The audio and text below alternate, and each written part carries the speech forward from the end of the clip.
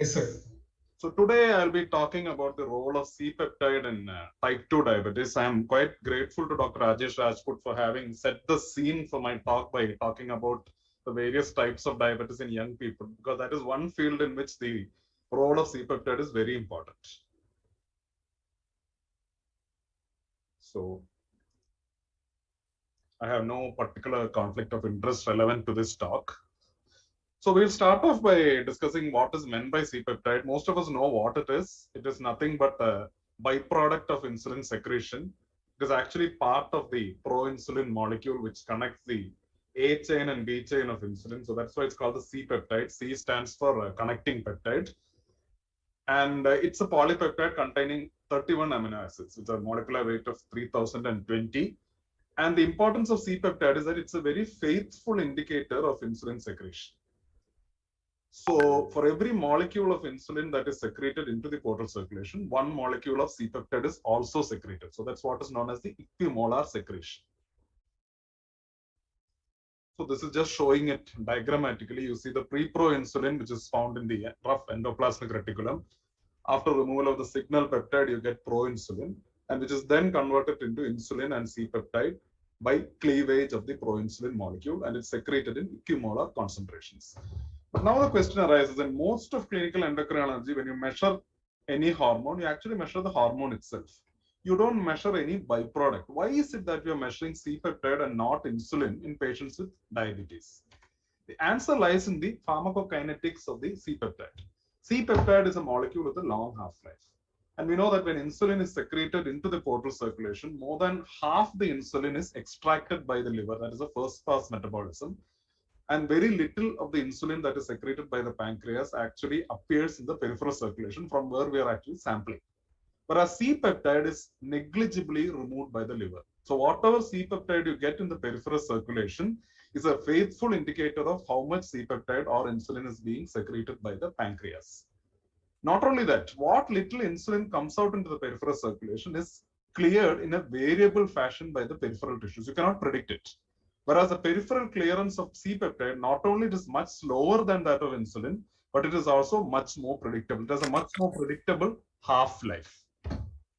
And the C-peptide measurement is not affected by exogenous insulin, which may interfere with the insulin assays. It is also not interfered by the presence of insulin antibodies, which used to be a major problem when we used to give animal insulins. At that time, insulin assays were not at all reliable. So for all these reasons, C-peptide measurement has replaced insulin assay as an indicator of beta cell function. So there are any number of methods to measure C-peptide. I'm not going into the details. Most of them use a cutoff of less than 0.2 nanomoles per liter to define beta cell deficiency or absence of beta cell reserve.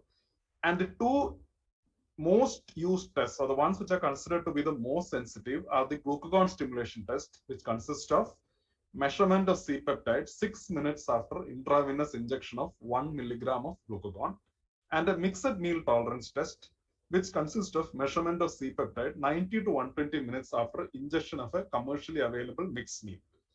Now, in the United Kingdom, people also use the urinary C-peptide.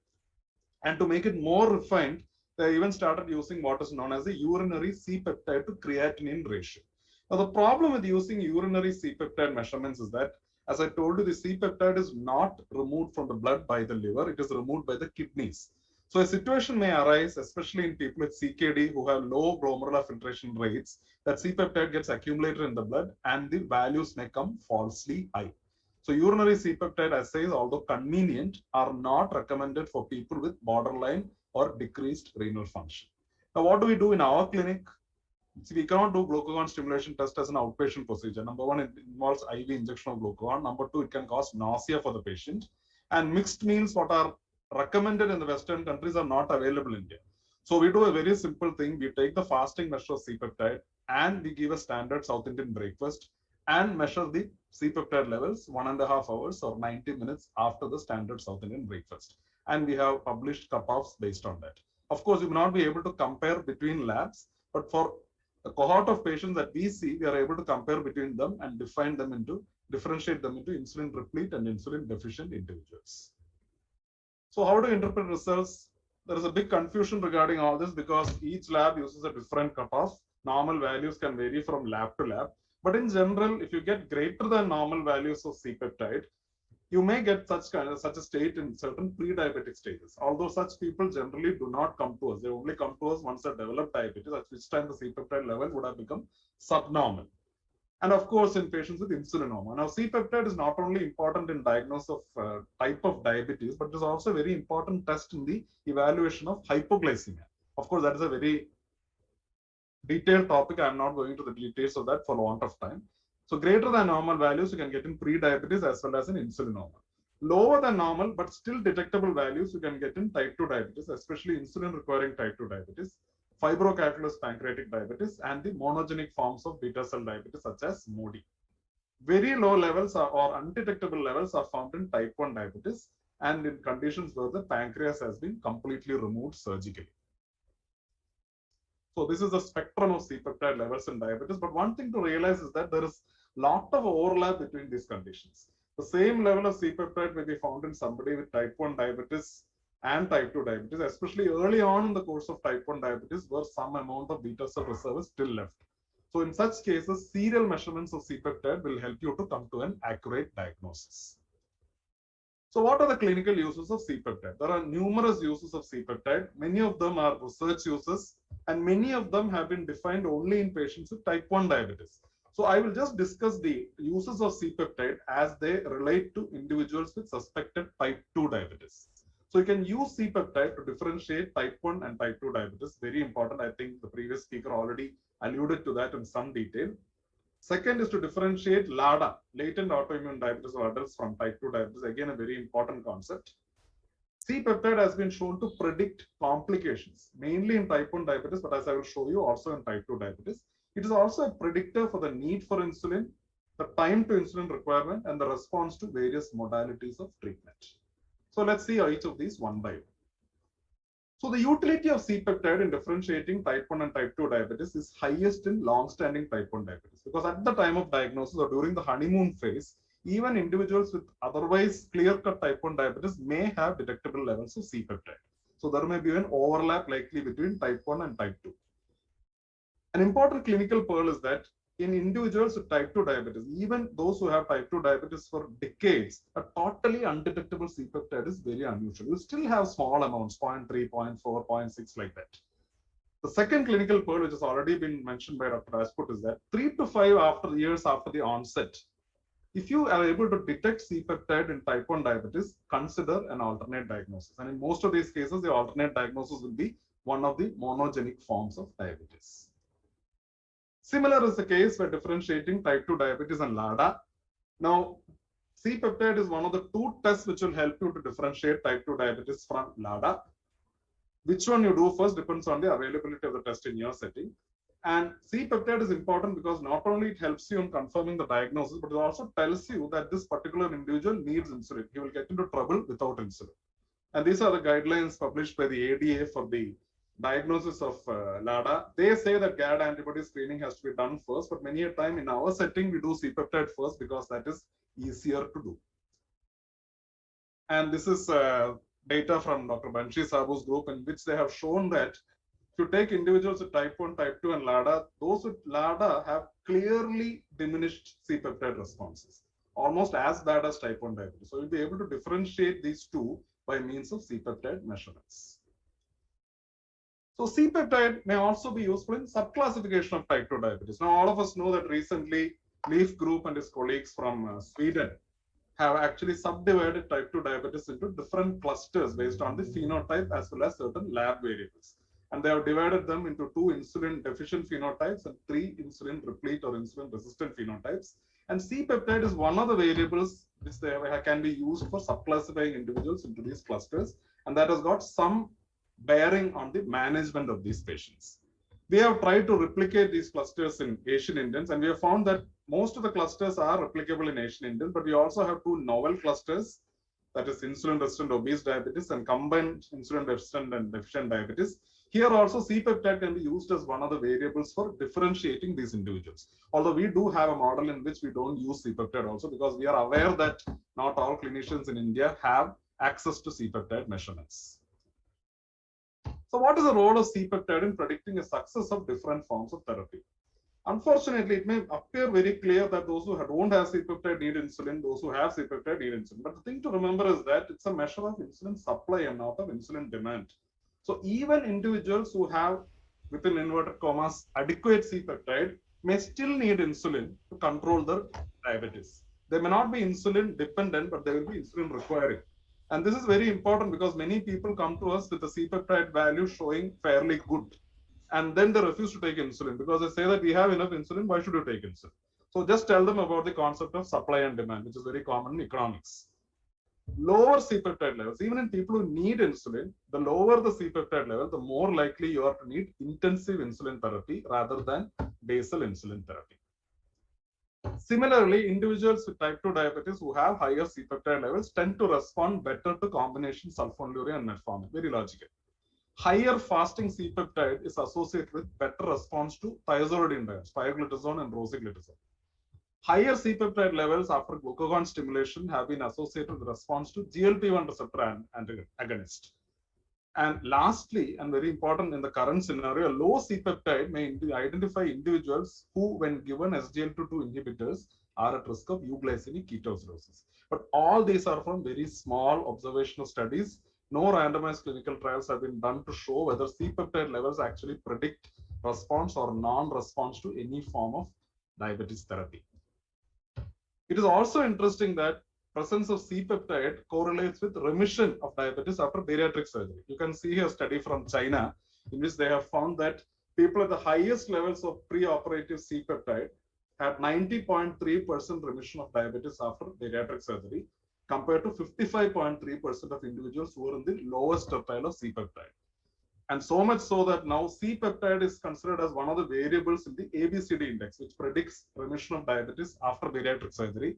Anyone who has a score of more than 6 is considered to be a good chance of remission of diabetes. And you can see that C-peptide is one of the variables which is being measured for this particular index. So there are some negative points also here. This study was from, again from China, in which they looked at the interaction between C-peptide levels and insulin therapy in individuals with type 2 diabetes. And here what they have found is that there are 4 categories of individuals: people with low C-peptide who are given insulin, people with low C-peptide who are not given insulin, people with normal or high C-peptide who are not given insulin, and people with normal or high C-peptide who are given insulin. And they find that it's a striking increase in the mortality in individuals who are given insulin in spite of having a normal or high C-peptide levels, which probably tells you that you should not be giving insulin in this particular subgroup of patients who are probably obese, insulin resistant, and have components of the metabolic syndrome. So not only C-peptide can tell you what treatment to give, it can also predict what treatment not to give. What about C-peptide and diabetes complications? A lot of data is available for the association of C-peptide with diabetes complications in type 1 diabetes. For type 2, there is not that much of information available. This is one study from the US in Hispanic individuals, Latino individuals, 585 individuals, in which they looked at the relationship between fasting insulin and C-peptide with diabetic retinopathy. And what they have found is that at least in the less severe forms of retinopathy, up to the level of PDR, the lower your C-peptide, the more severe will be your retinopathy. Now the question arises, why is it that in severe proliferative diabetic retinopathy, you find a high C-peptide? And this is very simple when you think back to what I said about the renal clearance of C-peptide. Most of these individuals with PDR also have nephropathy. As you know, these two go together. And when we adjust for the serum creatinine, this downslope is restored. So basically, individuals with lower C-peptide have higher risk of retinopathy, at least in this particular population. Taking that further, this is another larger study, 2,000 individuals followed up for 14 years in Italy, in which they looked at the relation between C-peptide and the incident complications as well as mortality. And they found that there is not much difference in the mortality, irrespective of what level of C-peptide you had at baseline. First, second, third, tertiary, there doesn't seem to be much difference in the mortality. But if you look at the complications, nephropathy, retinopathy, neuropathy, all the microvascular complications, you find that higher the C-peptide, lower the C-peptide, more is the risk of incidence of these complications. But for cardiovascular disease, you find that the relationship is inverted. The higher the C-peptide, the more the risk of cardiovascular disease. Probably telling you that these people have hyperinsulinemia, obesity, insulin resistance, and the metabolic syndrome. Probably the treatment of these individuals need to be different. So now we have predicted the complications. Can you predict type 2 diabetes in the population using C-peptide levels? This is again another study from Netherlands and Belgium, and in which they found out that they looked at 5,000 subjects without diabetes with C-peptide levels available. And they found that individuals at the highest tertile of C-peptide has the highest risk of incident type 2 diabetes, which is probably logical when you think about it, because these are individuals whose pancreata are actually overworking due to insulin resistance. So it's only a matter of time before the pancreas fails. So even after adjusting for the available glucose levels, insulin levels, and risk factors such as BMI, family history, and so on, this relationship of high C-peptide, increased risk of type 2 diabetes was maintained.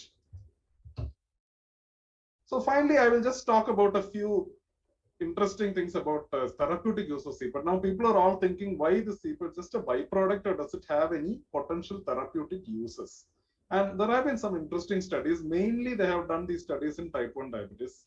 They have tried giving C-peptide along with insulin to individuals with type 1 diabetes. And they have found in these small studies that it has some benefits on kidney.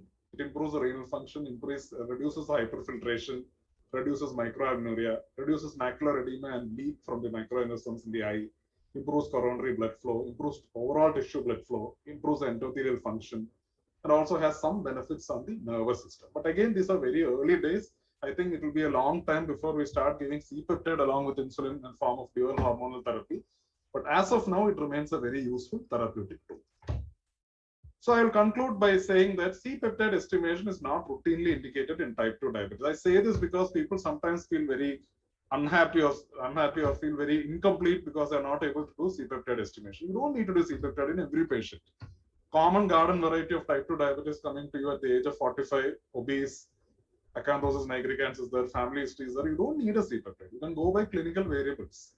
But in certain individuals where the diagnosis is ambiguous, as we said, LADA, we don't know whether it's type 1 or type 2. We don't know whether it's a monogenic diabetes or type 1 diabetes. We don't know whether it's a flatbush diabetes. We have heard about that during the last lecture. So in all these cases, do not hesitate to do the C-peptide. But the important thing here is that you should rely on a lab which is actually reliable. Accurate estimation is very important. And you should logically interpret. Many a time what we find is that people just measure the fasting C-peptide and they find it is low. The fasting C-peptide is low because the fasting glucose is low. Only if the C-peptide is low in the presence of an elevated fasting plasma glucose, you can think about the beta cell not functioning properly. Otherwise, why should the beta cell produce insulin when the glucose levels are low? Always you should correlate it to the level of the target metabolite. Finally, there is some data to show that it may also help in predicting response to treatment, including the surgical treatment of diabetes and the risk of complications, mainly the microvascular complications. So I'll stop here. I thank you for your attention. I'll be happy to take questions if there are.